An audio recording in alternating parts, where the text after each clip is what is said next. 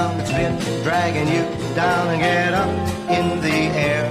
Just pretend that you can fly. You'll never know if you can till you try.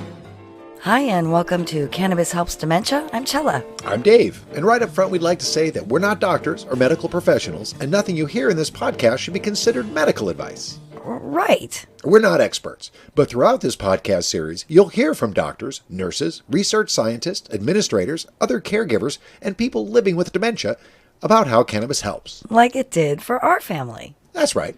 After my mom was diagnosed with dementia, we were thrust into family caregiving and became fierce advocates for people living with dementia, including their access to cannabis medicine. Dr. Carolina Nocetti's journey, deeply rooted in the therapeutic potential of natural compounds, began in the lush landscapes of the Amazon forest. Initially, she focused on developing and exporting fruit extracts like acai to the U.S. Eventually, her interests branched out into the realm of medicinal cannabis. After earning certification from the Educational Commission for Foreign Medical Graduates and navigating the rigorous steps of the U.S. medical boards, Dr. Nocetti planted herself in the vibrant cannabis hubs of Colorado and California. During her decade in the U.S., she cultivated extensive hands-on experience in product development and served as a technical consultant and medical director contributing to innovative cannabis products. Now firmly planted in Brazil, Dr. Nocetti's clinical practice blossoms, with a focus on cannabinoid therapeutics, particularly for older adults. She works to provide personalized care, aiming to nurture the quality of life for her patients. Dr. Nocetti also offers corporate technical consultancy, leads educational initiatives, and advocates for cannabis. Her advocacy includes participating in public hearings and contributing to technical materials for the Brazilian Senate, House of Representatives, and São Paulo State Assembly. Wow. I really want to thank you so much, Dr. Nocetti, for joining us on Cannabis Helps Dementia podcast. Great. It's a pleasure to be here. Thanks for inviting me. Of course. We were so impressed with your recent presentation at the Society of Cannabis Clinicians Grand Rounds on your patient with Alzheimer's disease, and we're really excited for you to share it here. Yeah, I'm looking forward to it. I think this is one of the indications that can be most impactful when we think about all the quality of life that cannabis can bring to patients. It's very hard to find medications that are really effective. And it's not only the Alzheimer's symptoms that we are talking about, but the elderly, they are a population that have a lot of comorbidities, other symptoms involved that are not necessarily from the Alzheimer's diseases, but they're prevalent in this population. So it can be more than just taking care of the symptoms of Alzheimer and bringing real quality of life for the patients, their family members, and their caretakers as well. Mm-hmm. Mm-hmm. Great. We'll get into it, and maybe after that we can talk a little bit about the progress being made in Brazil. Great. Yeah, it's moving little by little. Yes, we'll get there. So the idea here is just to talk not just about cannabis per se, but an integrative approach to the care of patients diagnosed with Alzheimer's disease. I'm a physician, and I've been working with cannabis for the past 8 years. And I have founded a couple companies here in Brazil. One is an educational company, and one is my patient office. Intercan, International Cannabis Academy, has the mission to educate different stakeholders that are interested in cannabis education. And my patient consultation, I felt the need to start from zero instead of joining forces with other physicians, just because the treatment with cannabis is so personalized that I felt that I needed a new approach to it. So I have developed a program for that. It includes onboarding, which is a humanized patient onboarding where a question can be answered, triage to understand if the patient has the indication for cannabis, and the consultation per se, and patient care for 1 month for us to teach the patient to have autonomy. And I lived in the US for almost 10 years. That's where I did my US Assembly board examinations and then got my CFMG certification. I haven't practiced in the US because I started working with cannabis, so I came back to Brazil. And also part of some entities like SCC, Society of Cannabis Clinicians, where we connected, and also international coordinator at the American Academy of Cannabinoid Medicine. And in the sense that I was bringing the beginning more than just the Alzheimer's symptoms, but including Alzheimer's symptoms, anxiety we can see prevalence in this population. We have here one study that actually is from Brazil. And this is a very famous university here, this University of São Paulo. This is our main university in Brazil. So to see them discussing anxiety was very exciting for me. And they saw that cannabidiol has antidepressant and anxiolytic effect in patients. So not specific for Alzheimer's disease patients, this study, but since that we see prevalence of depression and anxiety in this population, I feel was very nice for us to have this in Portuguese. And another Brazilian study, and this one is in the psychiatry journal in Brazil, also mentioning cannabidiol as a possible treatment for anxiety, and also from the same university mentioned before. And here it's mentioned a bit about the roles of the cannabinoid receptors and the endocannabinoids, its roles in neuroinflammation and neurodegenerative diseases. And considering here the base of Alzheimer's as neuroinflammation, and this being a neurodegenerative disease, I thought it was very nice to start seeing, this is actually from 2010, but when I started studying this was one of the studies that caught my attention. And they mention here the overexpression of those receptors, which points out that the body's avid for endocannabinoids. So here it's mentioned that the receptors are overly expressed, and in diseases such as Alzheimer's diseases and some other neurodegenerative disorders as well. And here it starts getting a bit more specific, which involves neurogenesis, which is the facilitation of the creation of new neurocells, new neurons. And this is in the hippocampus, which is an area that in Alzheimer's disease is compromised. So this specificity in the studies, it's very positive, because now the physicians and the other health team members can see in how much we are developing, not just in the treatment of the well-being, in general well-being of this patient, but also diminishing the speed of the progression of these diseases and counterbalancing with the creation of new neurons. And one interesting thing is that we don't learn this in university. At least I have learned that once neurons die, they are dead forever, and there's nothing we can do about it. Well, we were all lied to, pretty much. And we were also lied to when people say, oh, using cannabis kills neurons. Right. Well, this shows us something pretty different. And it has this PAR gamma involvement, which has an interesting view on its own. It's a metabolism, it's a mechanism I'm not going to go through right now, but it's been a lot of studies on this. But just to diminish the neuroinflammation, called the AB here, is beta amyloid plate. because the Alzheimer's deposit of proteins, which can create and will create inflammation. Probably in the beginning not so much, but as the disease develops, this neuroinflammation is very prevalent in this population. So reducing the beta amyloid plate is something that not in our wildest dreams we could find a medication that could do such a thing.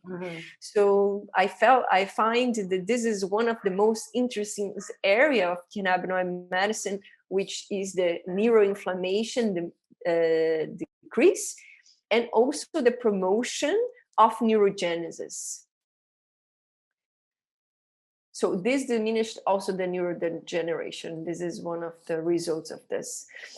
And gliosis is the inflammation, the local inflammation in the brain. So here it says the CBD not only promotes the neurogenesis, the facilitation of creation of new neurons, but also reduces the inflammation, which is associated with Alzheimer's disease.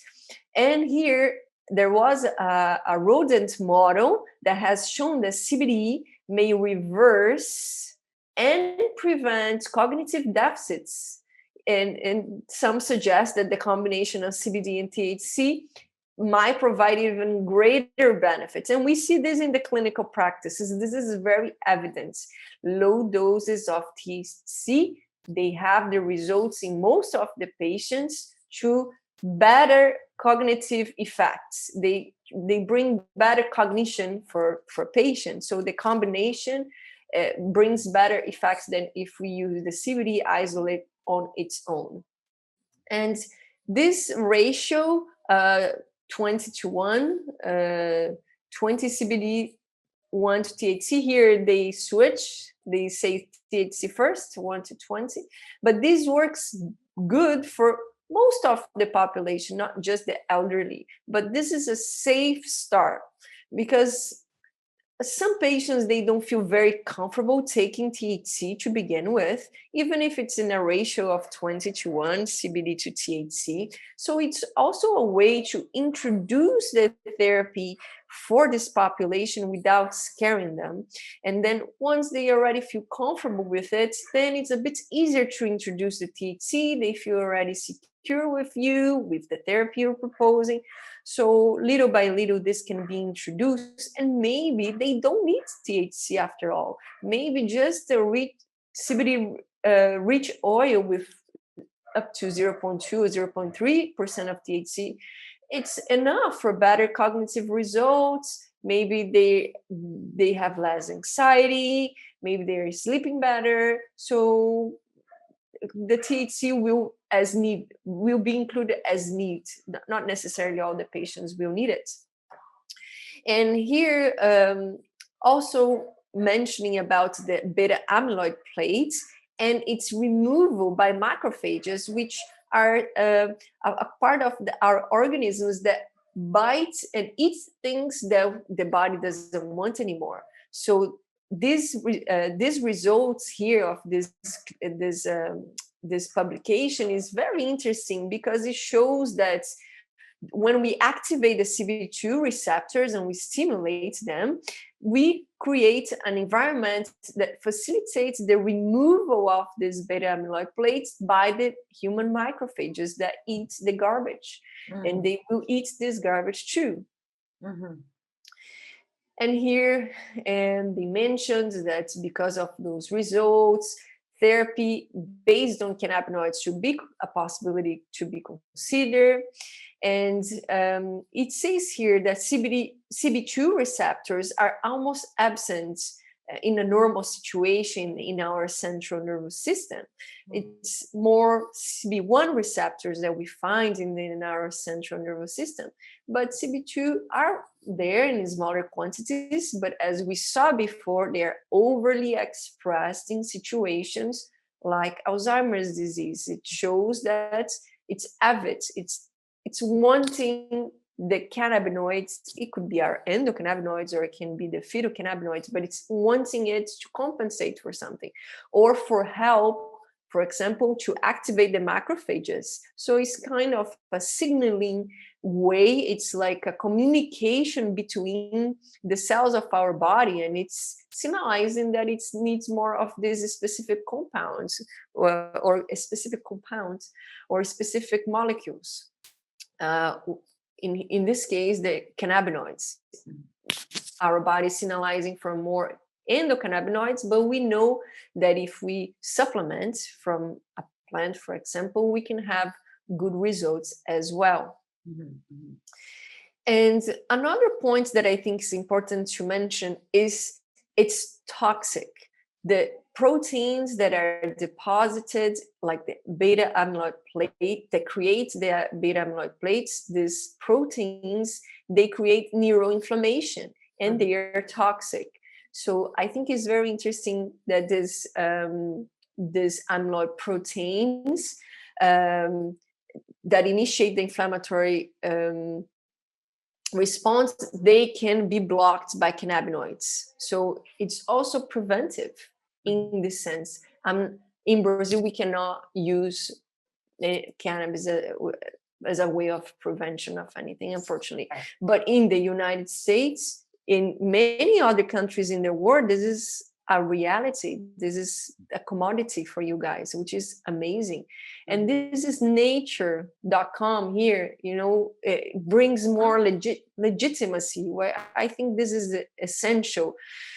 The cannabis ecosystem has been so underground for so many years that we do need some of those seals of approval, let's say, that we can get the legitimacy needed for such an impactful therapy, which this is. And this is from 2016.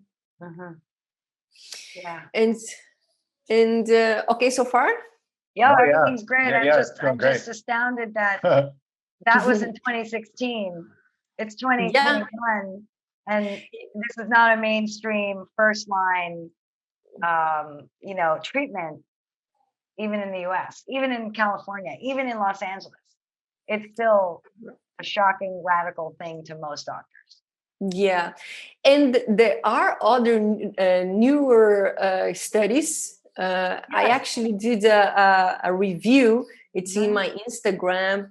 If I may here, my Instagram is DRA Carolina Nocetti. So there I have added this study, which is in Portuguese, but maybe using a Google, it's possible to translate. And I did a review of researchers about the use of cannabinoids in Alzheimer's disease. So there are more. I just wanted to show some that were impactful also for me, because to see that in a nature environment for me was just like a big win, let's say. It absolutely is. And I'm just still I'm sad that other doctors haven't caught wind, even though it was in Nature in 2016. It's 5 years later, and nothing's really changed for people living with dementia in the mainstream. Yeah, that's very sad. And what we can do. Yeah, this is what we can do. Well, and for podcast listeners, we'll make sure the links to all these studies and are in the show notes. Absolutely. Yeah, absolutely. Yeah. Yeah, and I make myself available too. If a physician wants to talk about it, count on me, because this is a seed moment. We need to plant the seeds.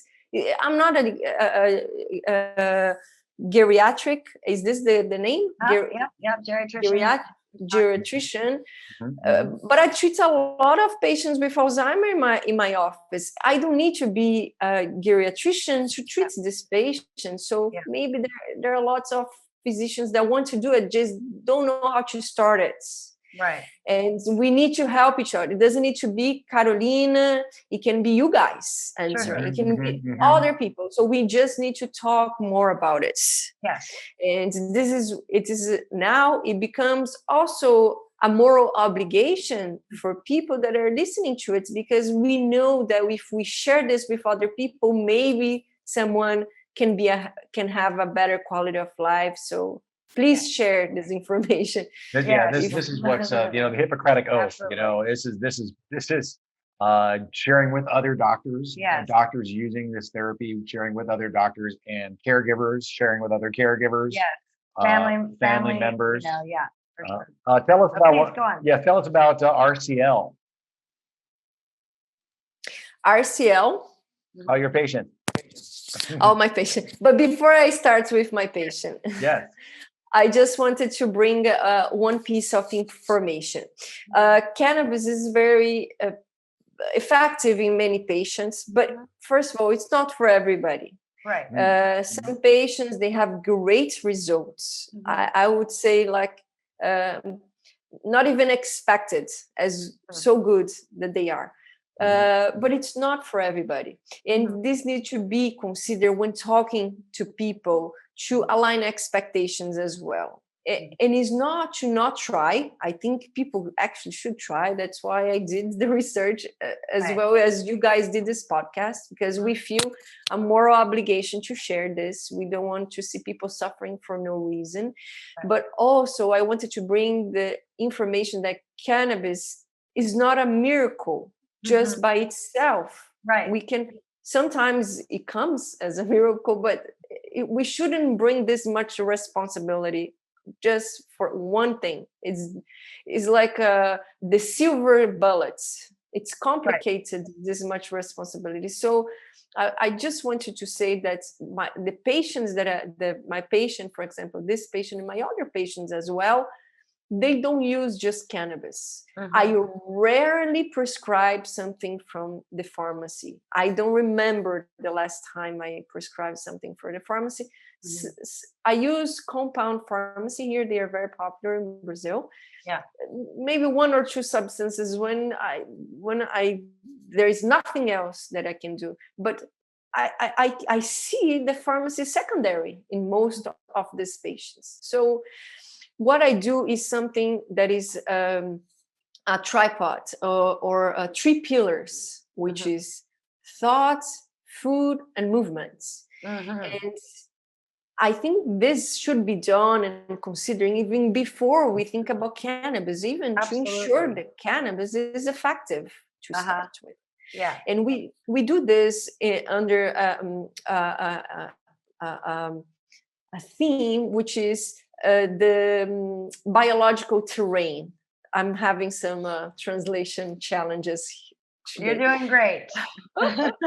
Really. It's been some years that I'm not there. But so the biological terrain, like a visual that we can use is to think of our body as a aquarium.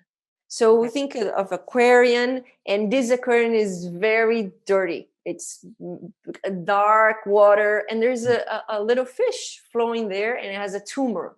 And this is just an example of what this means. So we take out this fish with the tumor out of this dark and ugly looking water, and it's dirty. And then we clean this fish, we make a surgery in this fish, we take the tumor out of this fish, and we leave this fish beautiful. And it's functional and it's good health. This fish looks great.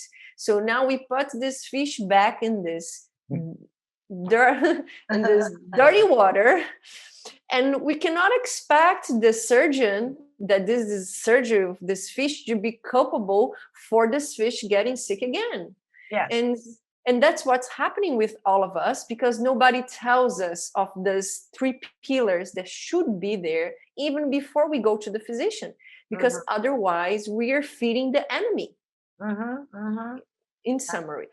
So in terms of the thoughts part, is to find for everybody, it can be more than what I'm going to tell here, but for Alzheimer's disease is to stimulate the cognition of these patients. So being outside, showing older pictures, talking. Some patients cannot even talk, and that's okay. We are going to stimulate in some other ways. Maybe it's the touch, maybe it's the hug, maybe it's just showing a new environment to these patients.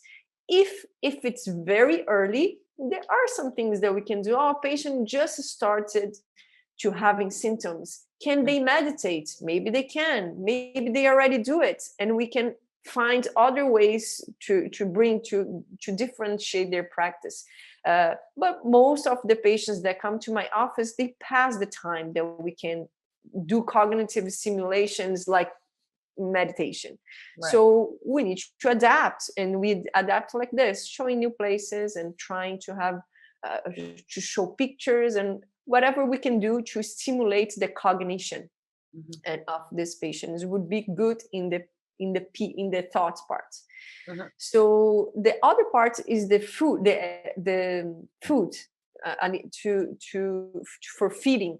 Again, trying to translate here. Food and movement.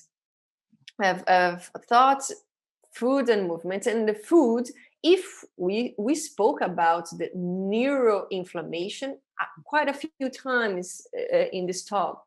So we need to be very conscious of inflammatory foods.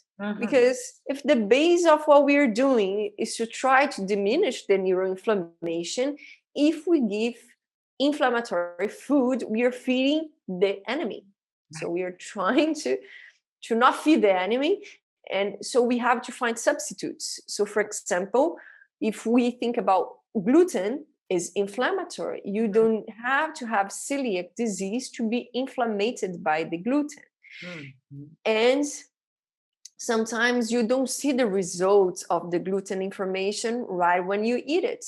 Sometimes you might have like a popped up belly, like your belly it's like weird, it's like bloated, you don't know why, because it's 3 days after you took it. Maybe you have a headache, maybe you have something that you cannot connect with the breads that you ate 3 days ago. So gluten is one thing that we should consider, and taking out completely of the diet of this patient, and then substitute for bread and pasta without gluten.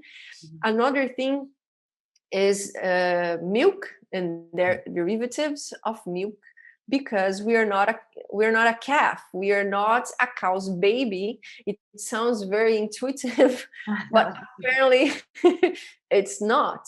And we are not built for that. Not even the cows want to drink milk. You don't see cows trying to have the milk from the other cow. They are not prepared for this. So this is not productive. This is counterproductive if we have still the milk. And we can find like milk from many seeds. We can have from cashew. We can have hemp milk, right? Oats, many milks. Nuts. Exactly, and you just need to try to see what pleases you and the person you're caring for, and the cheese as well. Especially in the United States, there are delicious vegan cheeses. We just need to change a bit our palate, and with the time, it does change. One other point that is very inflammatory: sugar and sweeteners. Exactly. Artificial sweeteners. Exactly, artificial sweeteners, and they are inflammatory, and they're so processed. Even stevia.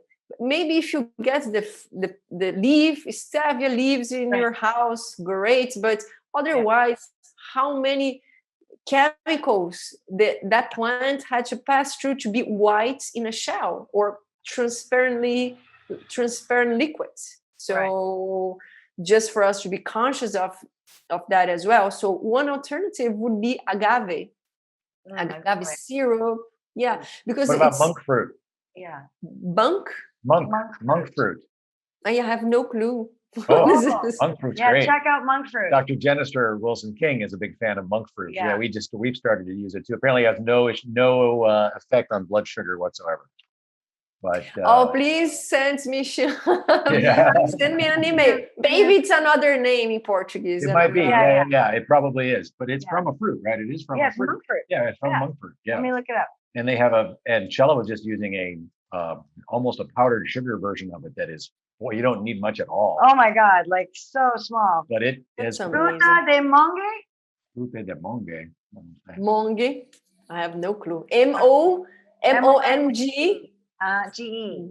Never heard about it. We'll send you the details. Yeah. But awesome. so a ketogenic type diet. Yeah, a vegetable heavy ketogenic type diet. That's what you're talking about, right? Yeah, like it's very hard to get a ketogenic diet. It's just so strict, but as much as possible. Yeah. And also with great oil, like ketogenic tells us to do. So omega rich oils like fish oil and coconut oil. And avocado. Yeah. Which one, Sheila? Avocado. Yes, amazing type of oil. Amazing. Stay away from the seed oils. Stay away from the canola and all of those mass processed seed oils and go with the rich monosaturated oils like olive oil, like what you're saying. Yeah. Like what you guys are talking about. Exactly. And don't fry it. Which one? Don't fry it. Don't heat it. Right, exactly. Yeah. Exactly. Good call. All these things, and processed food, of course, anything in a box, in a can, stick with fresh foods. Yeah, which is, by the way, not such an easy sell in America. To tell somebody to change their diet is really asking them to do a lot here. That's what maybe they're too. Maybe it's just humans.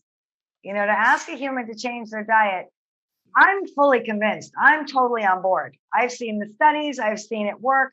My mom, we gave coconut milk-based protein shakes, and it was a huge difference after just 2 days. Wow. Oh, it was amazing. So I saw the ketones. When the ketones flooded her system, she got 2 years of skills back. Oh, that's amazing, Sheila.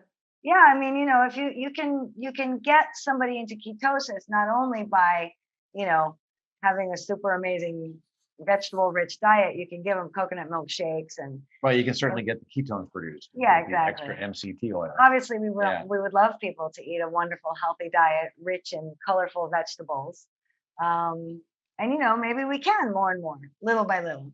Well, we have to start now. You have to start in your middle ages, in order so you don't have to later, because it gets as you get older. It gets what we're doing now. We're doing in intermittent fasting, of course. Awesome, great. Yeah, and we're the healthiest we've been in years. So we're we don't drink alcohol.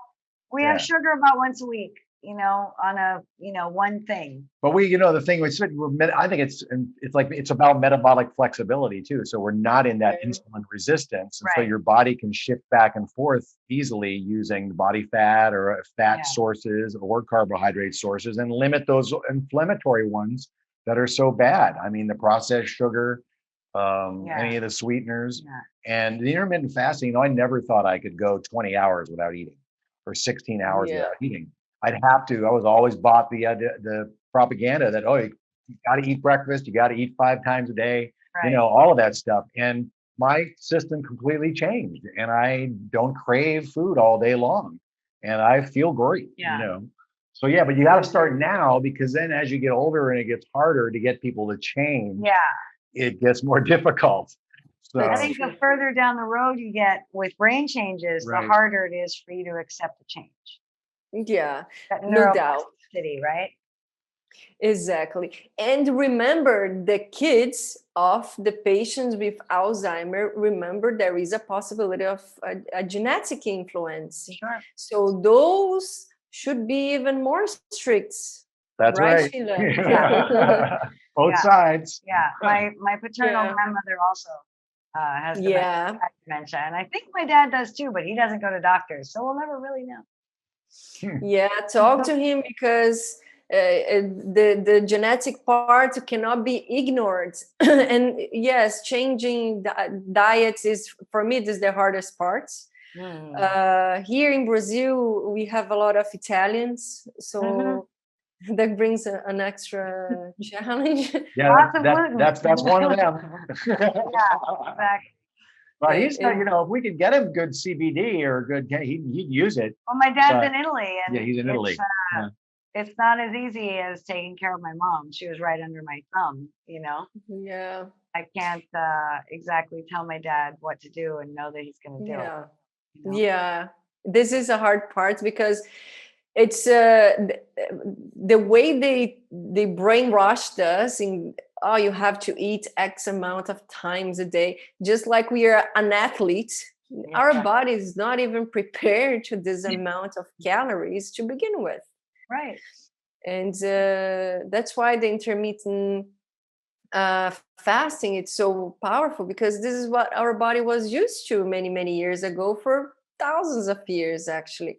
So this is more normal for us than all these foods that we don't know what to do with the calories. After all, our body's not prepared for this.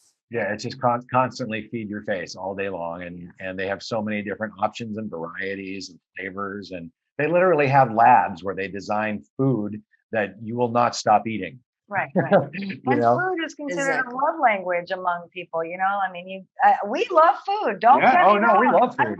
I love food. Look at Instagram. I love food. But I'm very. We also follow the work of Dr. Dale Bredesen, who doesn't do anything with cannabis, but he's a veggie keto flex 12-3 is his whole thing. And so you need to be fasting for at least 12 hours, and 3 of those hours have to be before bed, so that the garbage man who comes and cleans out your brain at night will come to work. Yep. Otherwise, they won't come to work. Yep. So I mean, it's everybody says basically the same thing. So and sleep, is the number one thing that and managing anxiety helps with. And your thoughts, of course, just like you're saying, the pillars, and movement, exercise, of course. Yes, that's the last one. Yeah. And if they can, go ahead, Sheila. We know cannabis works better with a healthy lifestyle. Exactly. So the food, the thoughts, the movement, with a little bit of cannabis too, you got a good thing going. Yeah, preparing the body to receive this, because it's an investment. People are going to put their money into it. So it better increases their chances of this actually working, and not to be a frustration. Because if this is over, if this is an option that it doesn't work, this is going to create more anxiety in the family members and not good quality of life for the patient. And again, if we don't do this, there is an expression, I don't know if you guys have this in the United States, which is drying the ice. It's like you pick up a block of ice, and you pick up like a fabric, and you try to dry it. Yeah. And you're never going to get anywhere. No. So that's what we are. Analogy. Yeah. Well, you guys have this expression? I can't remember. No. I don't think so. No, I've never heard of it, but it's a good one. Yeah, so this we are trying not to dry the ice. Yes, exactly. Indeed. But the movement, this is just the last part, which is whatever the patients can do. Patients in the beginning that can, extenuate more, because in extenuation, like in the exercise, is a bit not for them to be running marathons, but as much as they can be sweating.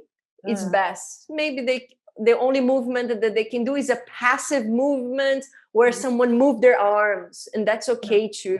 But as much movement as possible. This is what I wanted to bring.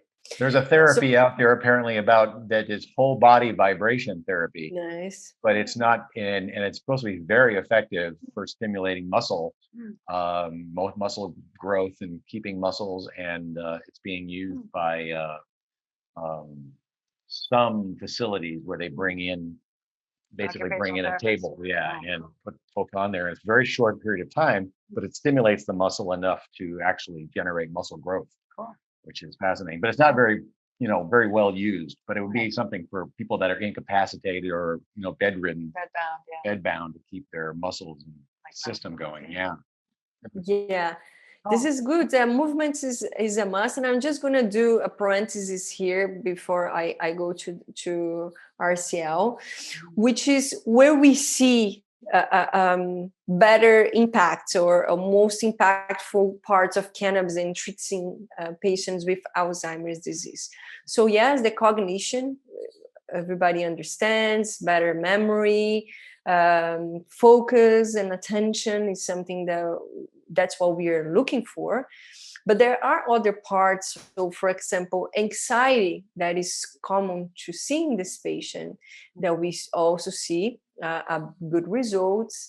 And another point, which is the sundown syndrome, where it gets to 6 p.m., they get a lot of energy and they get anxious and they get sometimes aggressive. Sometimes they cry for many hours, starting when the sun is going down. And this we also see better.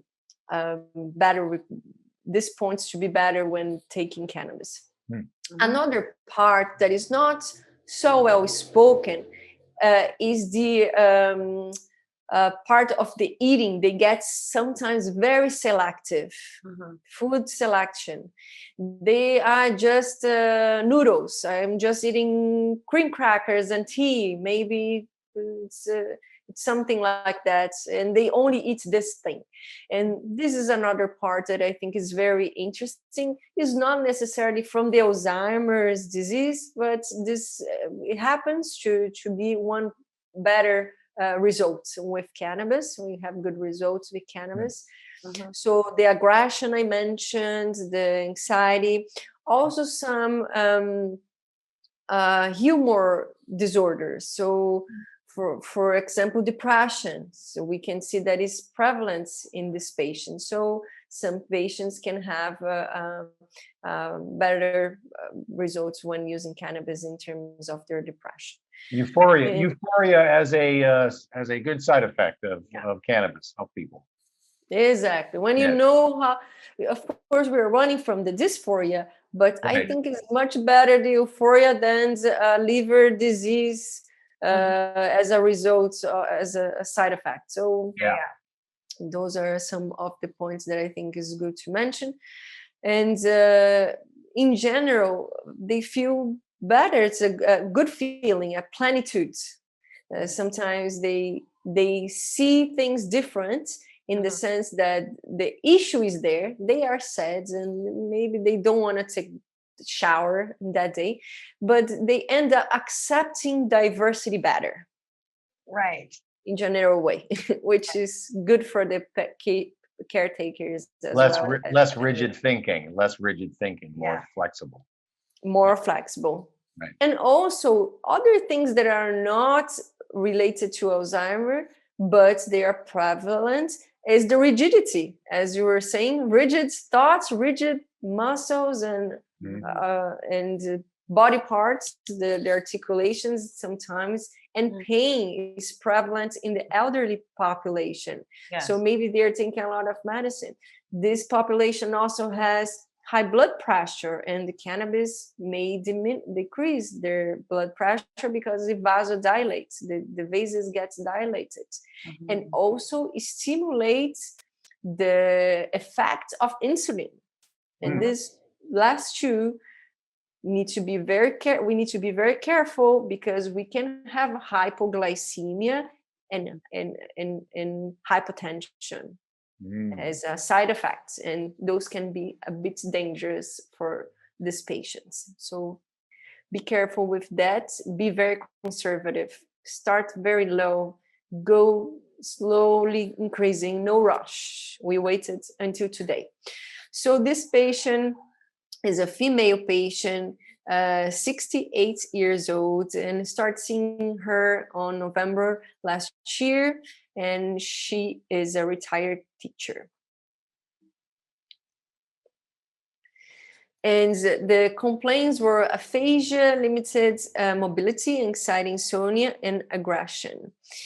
Family mentions the onset when the patient was 50, was mental confusion, then some spatial memory loss. They mentioned that she used to drive and then maybe she couldn't find one day the right path. And then this spatial memory starts coming from their house, daily tasks. Mm-hmm. And they mentioned that she had the habit of doing crossword puzzles. Mm-hmm. And in 2008, 2 years treatment of depression. And we don't know if the depression was the first thing that showed up, that maybe there was something of the beginning, maybe she wasn't responding anyway, there was this diagnosis. Sometimes I'm not sure how much this was the beginning of the symptoms of the Alzheimer's, or if it was depression per se. Mm-hmm. And here they mentioned the family disagreed with the diagnosis because the patient did not present the condition per se, but it was a confusion. And I see the same thing in other patients. The depression is a misdiagnosis of the Alzheimer's disease. Wow. In 2010, there was a neurologist, had the screening for Alzheimer's. It was not conclusive, but they closed the diagnosis with a clinical diagnosis. Mm-hmm. And she has used memantine and donepezil with no positive results. And I mean zero. They saw nothing. And this is very common. Yeah. In our patients that try those medications. Mm-hmm. And also the quality of the symptoms, no ability to write anymore, fine motor capacity out, incontinence, urinary incontinence for 5 years. Mm-hmm. And food selectivity that I mentioned was seen in this patient, aggression, especially in the sundown. And a change of this sleep cycle, and she would be awakened for most part of the night and sleeping. Low mobility, grumbling and screaming, which is when she started getting aggressive. This was the start. She started grumbling, screaming, and then she would get aggressive. Okay, the feeding was okay, but the decline of the cognitive function was very clear.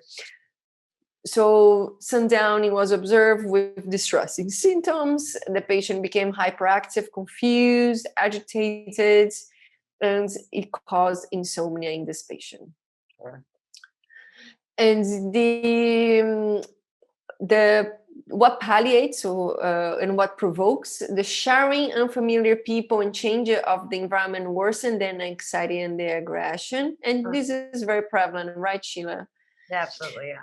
And it is also important for the caretakers and the family to know that, to avoid, always observe. And it doesn't matter what kind of diagnosis you have, what palliates and what provokes it. Mm-hmm. And I think this is a good way to avoid some of this crisis that sometimes happen. Yeah. And presence of the sun was something that ameliorates the anxiety. Sure. And she had a brain cancer in 2008, nephrolithiasis and with pain, and hypothyroidism. But it was okay when I saw her. And this is some of the parts of the examination, but her blood pressure was okay.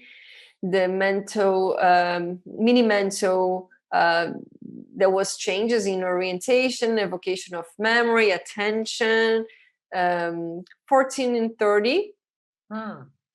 And she couldn't do the clock test. Some of the lab results here were normal, but the vitamin D here, I wanted to bring attention to this. Yeah. Because that's very that's becoming more common, right? That's something that people are finding more often, is that vitamin D levels are low in older people. In older people in general, but I mean, even for dementia people. Sure. I mean, exactly. Yeah. Exactly. And the bad part is that when we see the levels in the let's say the lab results, they think it's normal to be like around 30. Right. And the reality, we're just comparing ourselves with sick people, because normal for the lab is everybody's sick. It is. It's correct. Everybody's normal. sick in this country. It's normal. Yeah. And this is very bad, because the normal result is just the average of everybody that goes to do the exam, and they're all very, very, very sick. And then now we are normal if we compare to them. So it's like with hormone levels too, right? Right. Yeah. Exactly. So my patients, I maintain, especially when they have neurodegenerative diseases, at least 60 to 80. Okay. Some of my colleagues go a bit higher. We have a professor here in Brazil. His name is Coimbra, and he's dedicated his life to vitamin D, and he has his own protocol. I don't go as far, but I see that the patients, good results with this. Nice. So that's where we started. Right. Omeprazole is my big. I have very big problems with omeprazole. First of all, people take this forever, and in the leaf, in the medication, say you cannot take it more than a few weeks. Right. And this is a medication for the stomach, and diminish the production of chlorhydric acids, and we are hypochlorhydric after 40. So this is it's horrible. So this was one of the things that I immediately, when I saw here, I wanted to find a way out. Mm-hmm. So here the PAM, which is Pensamento, Alimento e Movimento, which is in Portuguese, but mental health, nutrition, and movements. Yeah. So anti-inflammatory nutrition, copaiba oil, which is rich in beta-caryophyllene. We just talked about beta-caryophyllene and how great it is with another doctor. What is that oil again? Copaiba. Yeah, copaiba. Copaiba. What's it from? It's from Brazil. Well, yes, but we have to seek it out, because we've never heard of that oil. Yeah. Really check, because this is highly rich in beta-caryophyllene. Gotta find it. Is it? What can you use it as a cooking oil, or what do you use it with? Or do you use? You can have a few drops in your mouth. You can dilute in coconut oil to pass in your skin. And beta-caryophyllene acts in the CB2 receptors. That's what we understand. Wow, that's fantastic. Okay, cool. Well, we got to find that. Yeah, and then since because of the history, I wanted to give some support for her mitochondria, and those were some of the elements that I use. Another thing that I used was low dose naltrexone, very low dose, which is something some physicians are doing as well, has good results in the metabolism. Then I take this out eventually, the naltrexone. This is homeopathic dosage, but this is to stimulate metabolism. And here I'm going for 10,000 UI from vitamin D, but eventually I got her doing 20, and then I diminish again to 10. So it depends on the results of the lab. And then Método Supera is just like Sudoku, but it's more. It's like a law. It's a school for cognition. It's a Brazilian thing, but this is what we to stimulate the brain, brain games and touch. Yes, exactly.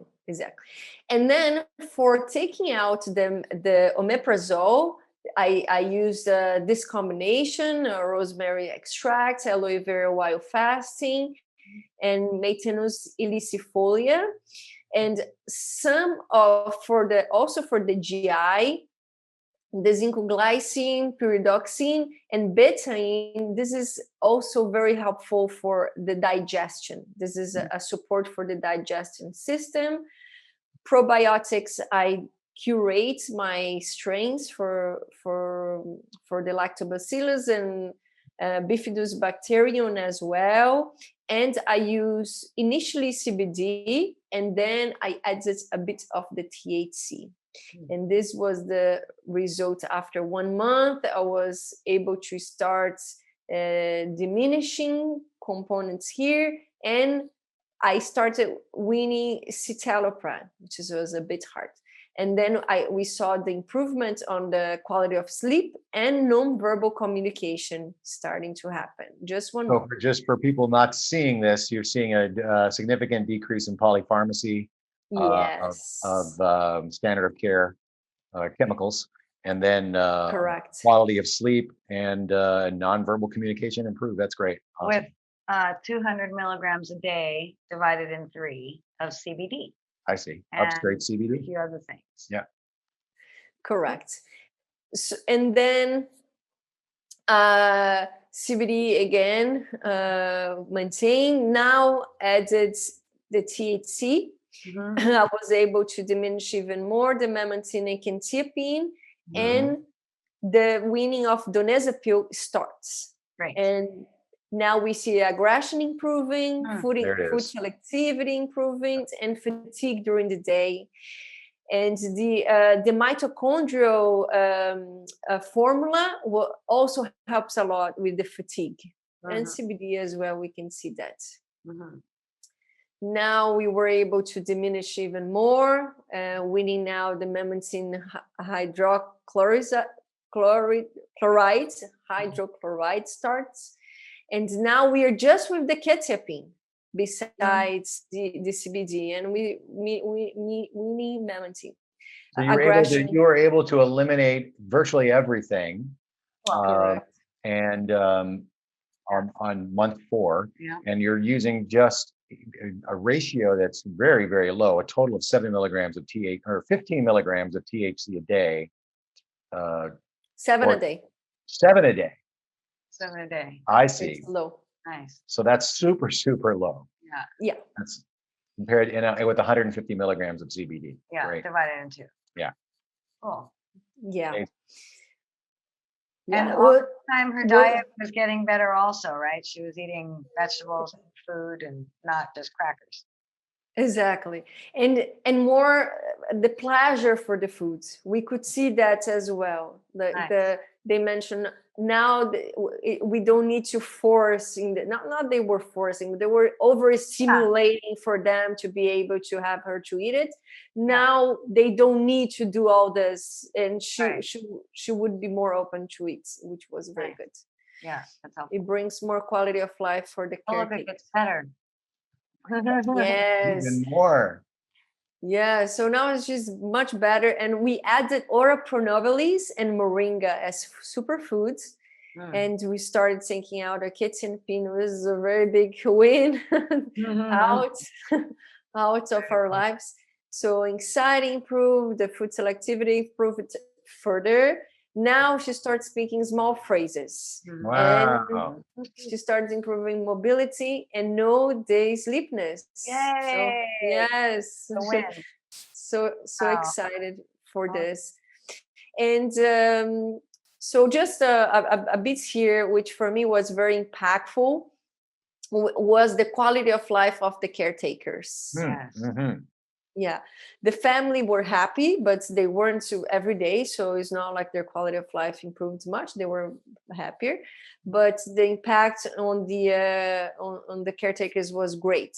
And I also she responds very well with the ora pronovalis and the moringa. What is it? Talk a little bit more about those. Those are new to us too. Superfoods. Oh yeah, I highly recommend. Yeah, I highly recommend you guys look for it. They are just food. They're very healthy, and I'm sure you guys can find this in the U.S. The moringa, the ora pronovalis. I'm not very sure, but you should try and look for it because they are very rich in components and proteins. So patients can have very good components from this. Find your superfoods. Okay. Exactly. And I spoke a bit about this in the beginning of the presentation, why I started a patient patient office, which I didn't intend to in the beginning, but I couldn't find a solution in the regular structure So I bring this to attention of the physicians that are watching or listening to us, which is to be careful on the patient onboarding, because these patients have a lot of doubts. So for you to teach the person that is answering the phone in your clinic, and also to do a triage, because otherwise you get people frustrated. They're going to expect one thing, and then the reality is it's not an indication. And anyway, so you do the triage just to make sure that there is an indication. You can only be sure after consultation, which is the next step, and to be sensitive about the therapeutic adjustments. Sometimes the physician cannot talk to the patient every 2 or 3 days, but they will call you. So to have someone from your office to be able to help them with the dose adjustments. And remember the pillars of care: mental health, nutrition, and movement. And this is my Instagram that I mentioned, that I have the Alzheimer's research there in my link tree in my bio. But if there is any questions, I also can answer in my email address. So let me stop my presentation here. Very good. A lot of information, guys. That's fantastic. So amazing. Really great. Just remarkable, effective results. Are the care partners, is the family using any CBD?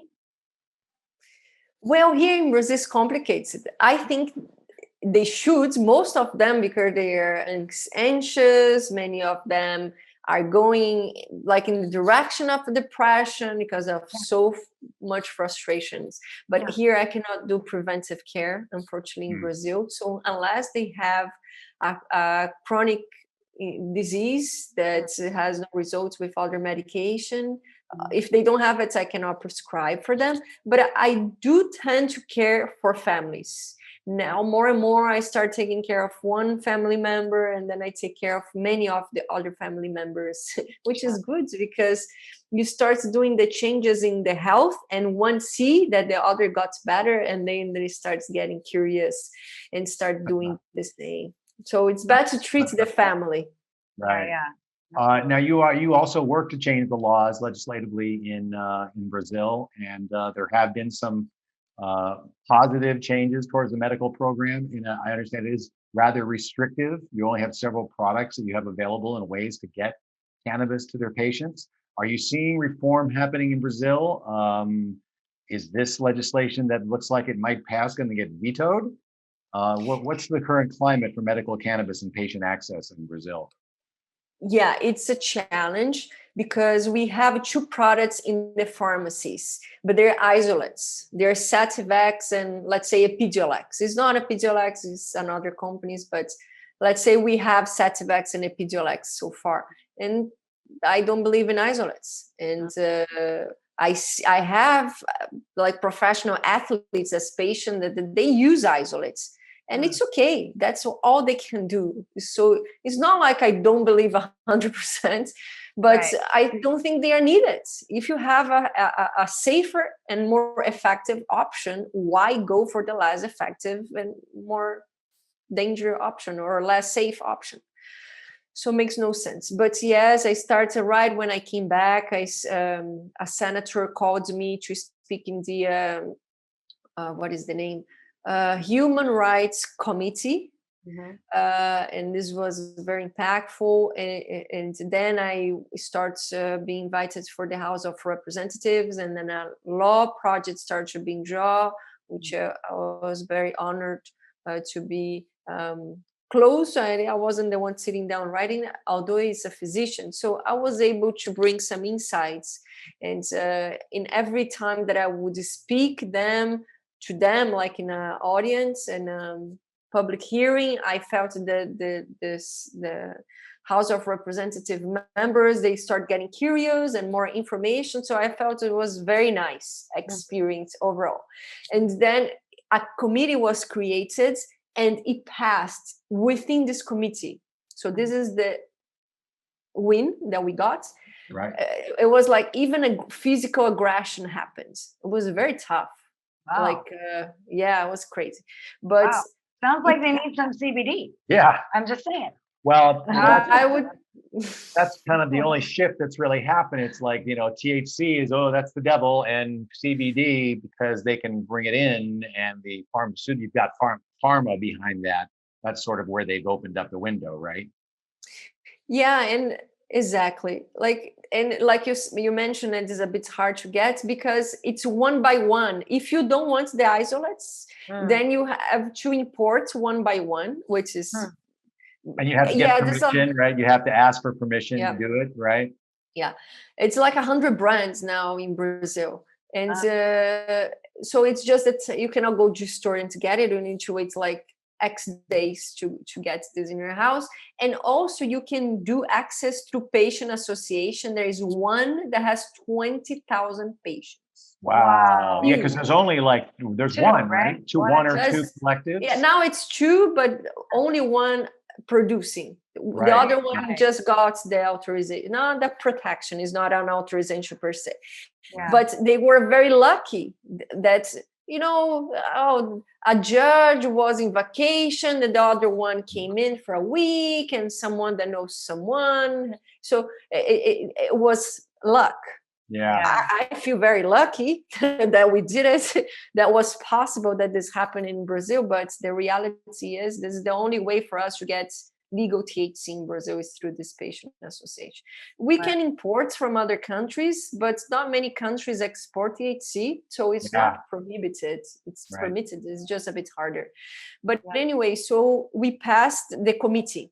It now went through the House of Representatives because someone asked, like a deputy asked for this to go to voting. Mm-hmm. And otherwise, it would go directly to the Senate to be voted in the Senate. The president, which is a mini Trump or a wannabe Trump, which is, anyway, it is already a situation here that is hard enough. But he said that he's going to veto. And whatever, he's going to veto. You go back to the Senate and the House of to the Congress for a joint voting. Trump had friends who really benefited from medical marijuana. So maybe, at least, that was one thing about Trump. Not a fan, but, I know Bolsonaro is right wing and he's anti-science. But maybe he can be swayed through personal testimony from people who've benefited. I don't know. Sheila, he's not gonna be no personal testimony is gonna work. In the United States, was Mitch McConnell and some of his friends purchased lands in Kentucky, and they started making money with hemp. So that was an easy switch for them because it was money oriented. It was never about the quality of life of patients. They don't care. But here in Brazil, I don't think even this finance benefits, let's say, they cannot see it. So I'm not expecting. Yeah. Well, they are forcing people to use very expensive CBD in the country and making a very big barrier to get THC to patients. So you have to use the money making big pharma aspect, the isolate, as opposed to the full spectrum. So that's their shift to making money, like hemp with McConnell. It's a wide open for-profit system. For CBD and hemp. Yeah, McConnell is super anti. THC. Yeah, exactly. Yeah, it's the same sort of situation, except I think Brazil is a little more brutal in their.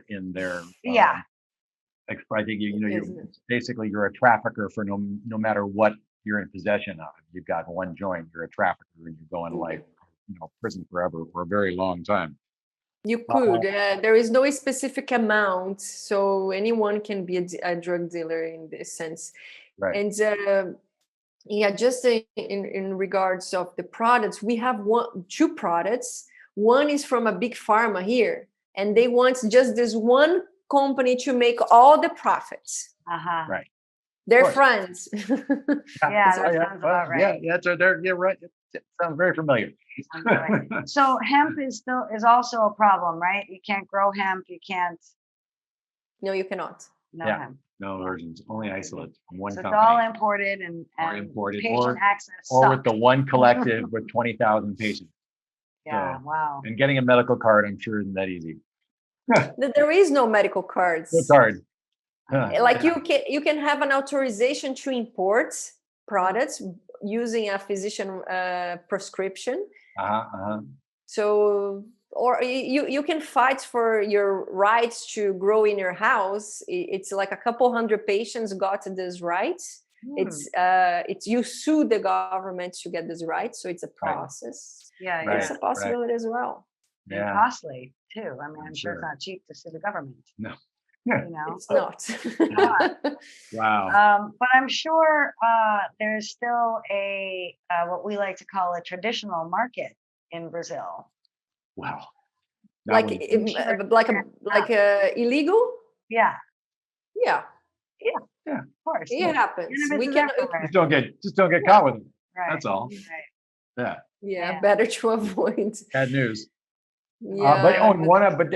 But does insurance cover the products that you do have available? Yeah. I heard that was a situation that was happening down there. Yeah, even if the health public system, like it's accepting the products in the pharmacy, but not the imported products. Okay. And they couldn't be like largely or widely distributed in our public system. They tried, but they lost this. There was a voting, which is good. But if you sue the health insurance, they probably will pay. If you sue and win, they will pay. The health insurance will pay even for the collective, for the patient association. Oh, wow. Yeah, wow, imported products and patient associations as well. What a great system. You got to get a sue to get what you want, no matter what. Yeah, apparently this is what's working for now. Hey, you do whatever you can to get the medicine. That's what, people are at every level. So are there care homes in Brazil like we have here that have people living with dementia at these care homes? Yeah, like elderly houses. Yes, not specific dimension for dementia, but elderly houses is common. But people, if cannabis is not a treatment for Alzheimer in California, we are in Brazil. We don't have Sativex. If we had Sativex here, I'd be pushing Sativex to all the care homes, just because it's better than nothing. I know, but you guys have so many other options that are better than Sativex. Let's face it. It's true. It's just really, it's really tough to get the THC into any facilities. They have to be private facilities. Nothing to get. Really? It's a money barrier. Yeah, there's a money barrier too. I didn't know. That's so sad. Yeah, we have a lot of work to do. And then you have to have doctors on board. It can't be just, bring your CBD to your loved one. They have to, the nurses all have to have doctor's orders for no matter whatever it is. Anything. Yeah. So it's tough. But hey, we march on. Yes, we work towards descheduling. Let's skip. And I appreciate the work you guys are doing, because it's one thing for physicians. We might know a bit more in some parts, maybe not. But we are closed in an office. The change is going to come from who communicates, like you guys. So very grateful that you guys are taking your time to spread the word. And I see that you guys are going to inspire other people to spread the word as well. And we can all be forces of change, or we can all make changes. We can be agents of change in the end of the day, and we don't need much. We just need to gather this info. We don't need to sit down and study big books. Just what we discuss here, you can talk to your Uber driver, you can talk to the supermarket cashier, you can talk to everyone. Awesome. You know what's good for that? CBD. Cannabis medicine. Did you know? Yeah, anyone I can talk to. And you have a YouTube channel also, don't you? Yeah, it's a tiny YouTube channel. I think my Instagram is it's a bit larger, and I wanted to bring more content in English. So I just have one video. So probably I'll ask you guys if I can repost this. Oh, there. Absolutely. Of course. I was hoping you might give a short message in Portuguese to our listeners who could go then to your YouTube channel and learn more about cannabis medicine in Portuguese. Yes. Então, para as pessoas que falam português, eu convido a todos para irem no meu Instagram e no meu YouTube para ver alguns vídeos sobre cannabis e como a cannabis pode impactar positivamente a qualidade de vida de pacientes com doença de Alzheimer e outras doenças onde a cannabis é um possível tratamento. It's a lot of Portuguese, guys. It's just an invitation. Yeah. Perfect. Well, thank you again so much, Dr. Carolina. This was great. Thank you. Very good. Thank you, guys. It was a pleasure. Really good. Thank you. I hope your patient feels better. Yes, indeed. It does. And just remember, everybody, to be agents of change and speaking with everybody, because you don't need to be a physician to save lives.